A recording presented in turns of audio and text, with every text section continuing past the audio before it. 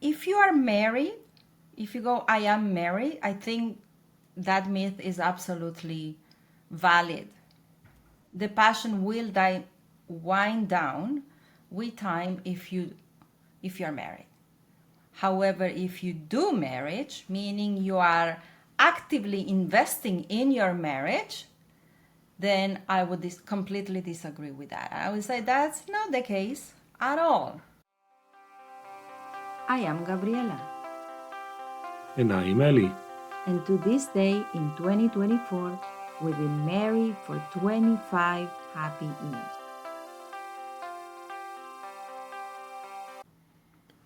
SEX. We are finally here to discuss Sherry's most anticipated topic. That's right. I have been asking for it. Yes, you have. It is hard to keep the passion in long-term relationship. It gets boring with time. Or is it? We're here to discuss that myth. First of all, did you realize I dressed up in red for this episode? Because this episode is all about passion. And me? Okay. No, you don't wear red. I don't think I ever remember seeing you in red, actually. Not in public. All right. So you see, this episode brings playfulness. Okay, that's the right energy we want for this episode. But okay, let's be serious for a minute. I think that you said this is the myth we're here to discuss or hopefully break.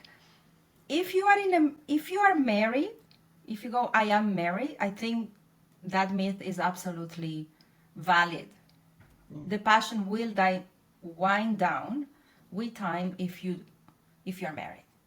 However, if you do marriage, meaning you are actively investing in your marriage, then I would completely disagree with that. I would say that's not the case at all. Does it make sense? Shari, does it make sense? You know what? I was just going to chime in that it does make sense because doing marriage makes marriage a verb. And I always tell my children and my husband, love is not a word.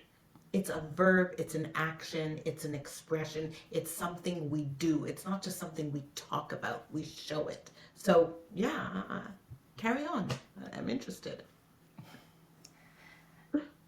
So intimacy, actually, my belief is that intimacy starts outside the bedroom. We spend most of our days outside the bedroom, right? So it's about flirting, it's about playing, it's about laughing, teasing, touching, surprising, being thoughtful, generous, kind, you name it. And all of that actually brings to the culmination in the bedroom to want to be intimate. But what happens, talking about the difference between being married and doing marriage, is that we see two things usually over time. One is that people stop caring about how they look. They stop investing in themselves, in their appearance. They let go of their appearance. And the other one is that people dress and look in the house, like nobody is looking, like they live alone. Right? So if somebody's coming, I'm going to get dressed, I'm going to put some makeup, I'm going to look nice, I'm going to tidy the house. What do you mean if somebody's coming? You want to dress and look nicely in the house, not because somebody comes or you're leaving the house. What kind of message does it send to your spouse? You're not worthy of me looking good. I actually remember a TV show we watched together. We had a great laugh. The show, it was on Amazon Prime. It was called The Wonderful Mrs. Maisel. Well, for those in the audience who haven't watched the show takes place in the 1950s in this New York family. There is multiple generation family, but you see the funny behavior of the women in the 50s. And you see it in young married women or even older married women. These women would never think of allowing their husband see them in a less than perfect way. They would make sure that they go to sleep together with their husband in bed, fully, the hair is perfect, the makeup is perfect, they look very inviting. That's how they go to bed. The moment the husband starts snoring, the wife stands up, goes, cleans up all the makeup. She gets ready. Let's go over here. Now she goes to sleep. Yeah. And then she sets the alarm clock half an hour before the husband wakes up. Again, now she does the opposite, right? She goes back to the dressing room, dress up nicely, makeup, hair, brushes her teeth. So when the husband wakes up, he always sees her in the best way she could be. Yeah. That's Do we go to that extreme? no. No. But it's an interesting.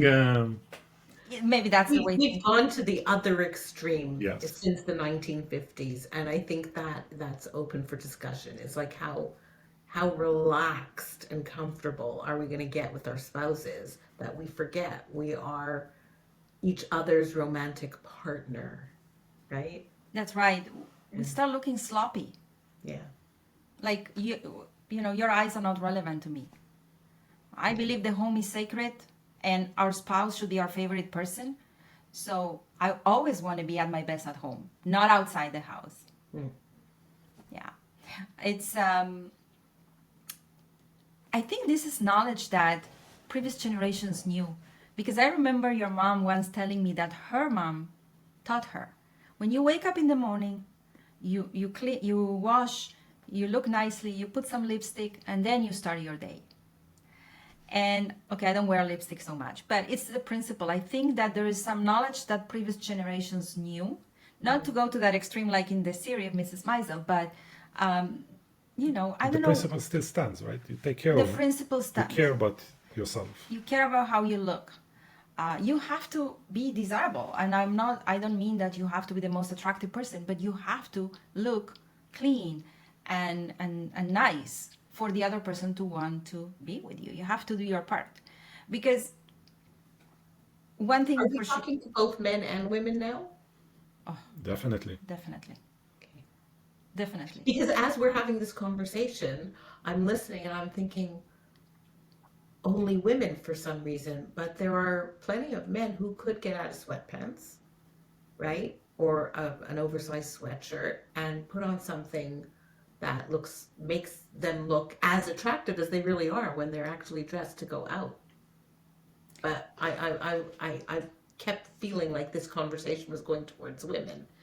Like, what does a man do for his part? The man dresses nice. The man take care of himself, Yeah. shaves or doesn't Shave. shave, depends on the The look. preference of the partner, right? You Yeah. You put keep perfume yourself clean. You can, you use perfume.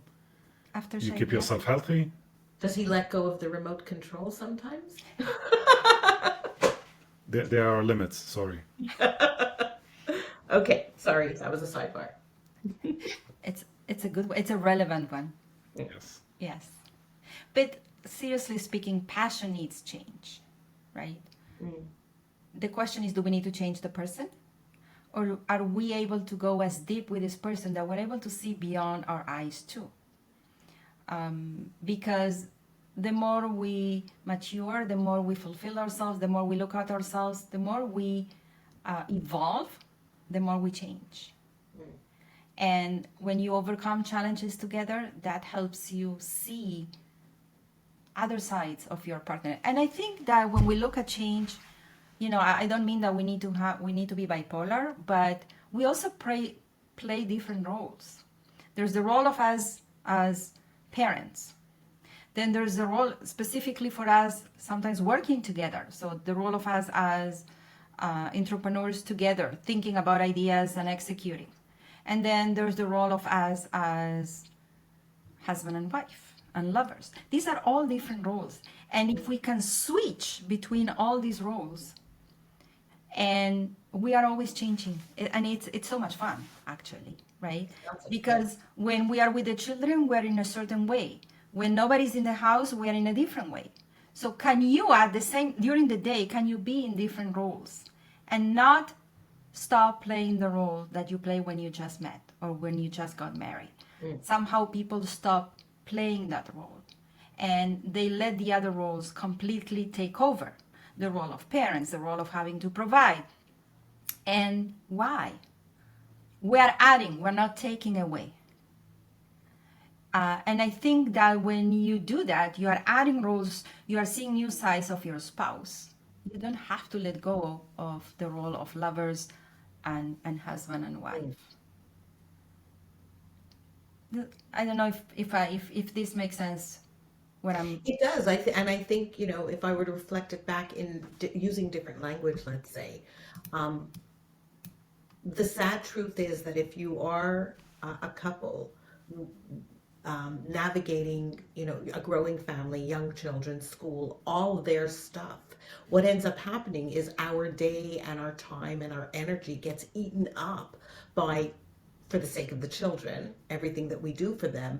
And by the time we return at the end of the day and look at our spouses, we're exhausted. And that, I think that is something that happens that causes this beautiful, special, unique relationship that we only have with our spouse, causes it to somehow become less important. Unless you make it, Yeah. and unless the benefit of that union is so fulfilling that it actually becomes what fills you up, the refreshing part of the day. It really depends on how you look at it. If it is our responsibility, that's why I said that intimacy starts outside the bedroom. It is our responsibility to keep feeding each other. And we have, we wanted to discuss some tips. Probably you'll want to share some tips on how to do that, to keep feeding each other so that we continue to let that part be alive. Unfortunately, like you said many times, it's not the case. In fact, many couples, they actually slowly stop becoming intimate and having sex. Because what was effortless in the beginning, because it's so new, so romantic, so exciting, the adrenaline, all that stuff, like the stars and shooting stars, what was effortless does with time and adding more to our lives become more of an effort for many. It becomes Absolutely. more of an effort, right? Because everything takes precedence, and it's like at the end of the day, you're looking at each other, and you're like, oh yeah, right, there's us. At the end of the day, you're looking at each other and you're right. It is effort. That's the act of doing marriage that we were talking about. But if you keep the playfulness, if you keep the flirting while you're cooking supper for the children, while, I remember moments when all the children were crying at the same time when they were young, and Ellie and I would look at each other around the table and start laughing. Yeah. Because we felt like, we might as well laugh. So it really is, if you feel that you're dealing with this together, it will make your relationship stronger. If you only do that at the end of the day when you walk into the bedroom, then it's a bit too late. You have to make sure you integrate it through the entire day, so that you kind of have something to look forward to at the end of the day, and not leave it, to the last hour when you're both exhausted and all you want to do is watch TV and pass out. It's too late. It's definitely too late. And you said that in the beginning, I totally agree with that. And you said in the beginning it's effortless. I read an article in the Esquire magazine called "The End of Sex," and I will quote what it said in the article. It said that if you want endless repetition, see a lot of people, a lot of different people. Okay, if you want infinite variety, stay with one. Let me explain why. What happens when you date is you run all your best moves and tell all your best stories. And in a way, that routine is the method of falling in love with yourself over and over again. You can't do that with a long-time partner because your partner knows all your own material. With a long relationship, things die and then they rekindle. And that shared process of rebirth is what deepens your relationship. I love this quote, but if I say this in my own words, I would say that when you bring pleasure to a person you met not long ago, your ego gets a boost. I'm so good. But when you bring pleasure to a person you love and cherish deeply, to a person that you were dealing with that person before that, the kids crying, you were dealing with him how to handle the homework and the supper and all of that, then your soul rejoices. Beautiful. Gorgeous. Gorgeous. Let's try to get a little bit more practical and talk about a few tips of how you can integrate playfulness into your daily routine. And I think we have all our five senses available to us. Each one of them deserves their own, family of tips. So we have hearing, right? It's one of our. We have hearing. So you start by listening to music that you used to enjoy together when you started dating, right? It brings up wonderful memories, right? For us, it's Foreigner. Yes. We used to enjoy their music. It always gets us in the mood, right? Integrate flirty language and subtle innuendos to every conversation you could imagine with each other. Even when you talk about the most mundane thing about how to cut the cucumbers for the salad, right? Be creative. Make the other hear your crazy ideas. It brings a smile. It makes the intimacy much better after. So that was hearing. Vision, right? We kind of touched it in the beginning of the conversation. Take care of yourself. Take care of your health and your body, right? And then work on your communication. Ask your spouse for their preference. What makes you more desirable in terms of clothes, outfit, looks. Get their feedback and implement it. And then compliment them on their efforts to make the same thing, right? Compliments on their looks, on their actions, on every effort. For you guys there, make every effort to notice changes to haircuts, new colors, right? New outfits. You get a lot of cookie points by doing that. Okay? That's true. Yeah. Sense of smell, right? The sense of smell is really associated with memory. It's the strongest association with the memory. So buy yourself and your spouse a perfume, right? I know in our household, I'm the authority, right? I buy the perfumes that I like for myself and for you, That's right? true. I don't want my partner to smell like my wife Once and my I- mother, right? Once I did that, I bought a perfume that I didn't know his mother had. Ooh. Wow. It went to the garbage very quickly. Wow. Yeah. Well, that does make sense. Yeah. Then, if you got to this point, then there is a sense of touch, right? Flirt with each other, use occasional touch, be playful. Make sure to kiss hello and goodbye when you come in and when you leave the house. We like to hold hands when we walk outside, like teenagers. It's fun. It brings up memory. And hug and cuddle first thing in the morning. Take a few minutes to feel that touch. It brings up really nice feelings. And it's important because it takes away, it lessens the effort that we were talking about earlier. Like you said, if during the day you don't lose those points and use those senses with each other. So, yeah, it's fantastic. Yeah. Okay, there's a fifth sense. The sense of taste. But why don't we stop here and we won't discuss it in this podcast? Look, first of all, I would add one more. Okay. Humor. Humor is so sexy, right? Laugh together. Yeah, we do that quite a lot. Yeah. But And it diffuses tension. So it just relaxes that's right. the couple because of that. Yeah. That's right.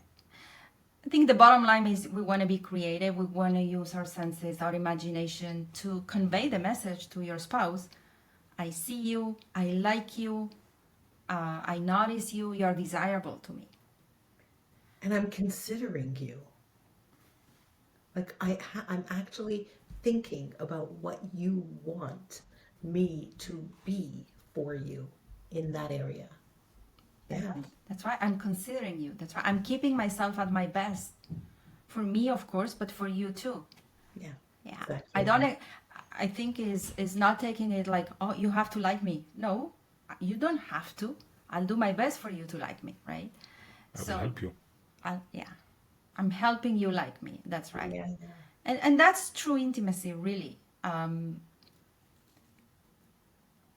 I think that unfortunately, as I said before, many couples stop investing, and then of course the intimacy suffers. They let go of sex.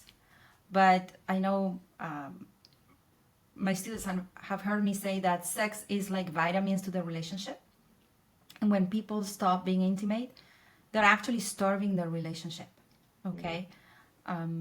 We see that the couples who are not intimate, they tend to fight more because they don't feel like they're one. And the moment they become intimate more, I see this with couples, they're nicer to each other, they're more generous, they collaborate easily because they feel they're one, right? So when you see people fighting over stupidity, that probably means they don't have that feeling of oneness. And one way to create that feeling is, of course, to be intimate. You are physically connected, you feel you are in this life, in this mission, in this journey together. And that means that if I hurt you, I hurt me. And I'm listening to you, and this is just coming up, so I have to add it. It's the one and only person that if we're in a committed relationship and we're monogamous, it is the one and only person that we get to have that dimension with. And why would we limit ourselves from experiencing that dimension that you are? Yeah. It's too bad. Yeah. But we also see that especially women, unfortunately, they use sex as a punishment or reward. And that is absolutely inappropriate, in my opinion. It's like not feeding your kids when you're angry at them. Will you starve them? Right? So I don't mean that you want to have sex out of obligation. That's not what I'm talking about. What I'm saying is that first, remove it from your equation to use it as punishment or reward. Let's start with that. And secondly, it's about giving it the priority and making, like you said, the effort, like anything else, to want to be together. And that effort, like Elie said, cannot start after we finish our day. It has to be an ongoing dance that we dance together. And when we go through our day, go through our lives and the challenges and the kids and work and the supper and the stress and the homework with this dance, then everything else becomes much lighter. Yeah. Yeah. I wonder how our kids will react if they ever listen to this episode. How uncomfortable they will feel. Actually, I think it's beautiful because we're just talking about all the stuff that happens during the day that we do for each other in consideration of each other. It's a beautiful expression of love more than anything. Yeah. So let me know how your kids feel after they hear this episode. Well, I won't send them. I won't send the episode if they find it. If they find it, they find it meant They'll to deal be. with it. Listen, they're old enough to know how this all happens. They're still uncomfortable about 100%. Yeah. Shall we stop here? Yeah, I think we did it. We made it through this episode that was kind of the elephant in the room, didn't we? Okay. Yeah, I'm breathing a little easier now. Thank you, Shari. Thank you. See you in the next episode. Yeah. See you soon, guys. Bye.